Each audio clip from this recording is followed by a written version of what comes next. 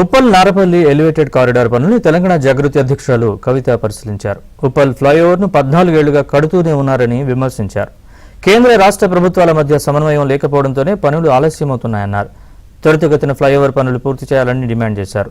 ప్రభుత్వాలు మారుతున్నాయని, కానీ ఇక్కడి ప్రజల పరిస్థితి మారడం లేదని కవిత అన్నారు. ప్రభుత్వాలు మారుతా ఉన్నాయి కానీ ఉప్పల్ ప్రజల పరిస్థితులు అయితే మారడం లేదన్న విషయాన్ని మనందరం కూడా గమనించవచ్చు.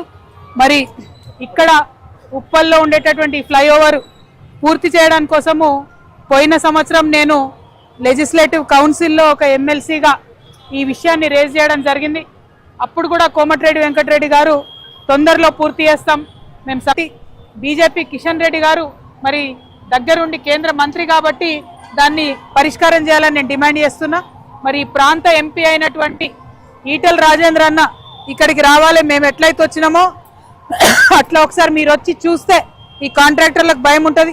సెంట్రల్ గవర్నమెంట్తో అయ్యే ప్రాజెక్టు కాబట్టి ఎంపీ గారు శ్రద్ధ పెట్టాలని చెప్పి నేను డిమాండ్ చేస్తూ ఉన్నాను.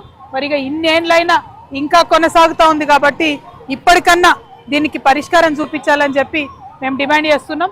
ఇక్కడ బీజేపీ ఎంపీ గారు శ్రద్ధ పెట్టాలి, స్థానికంగా ఉన్న ఎమ్మెల్యే గారు అవసరమైతే ఇక్కడ కూర్చొని దీక్ష చేసి ధర్నా చేసి మరి గొడవ చేయాలి, దీన్ని త్వరితగతిన పూర్తి చేసుకోవాలి. మీరు చేయకపోతే ఇదే విజిట్ ఇదే పని మేము నిరంతరం చేసి మీరు ఈ పని పూర్తి చేసే వరకు కూడా ఎంటబడతామని జాగృతి నుండి